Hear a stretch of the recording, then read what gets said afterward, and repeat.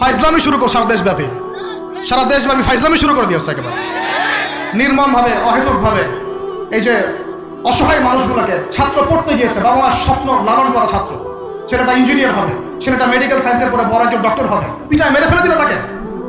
এত বড় সাহস! আর আমরা কিছুই বলতে পারলাম না, কিছু করলাম না।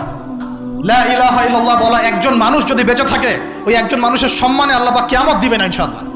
মানুষকে পেটানো শুরু করেছো। নবী সাল্লাল্লাহু আলাইহি ওয়াসাল্লাম শেষ জামানার হাদিস সম্পর্কে বলেছিলেন যে আমি এক শ্রেণীর মানুষকে দেখি নাই যারা আসবে, মানুষকে নির্মমভাবে মারবে।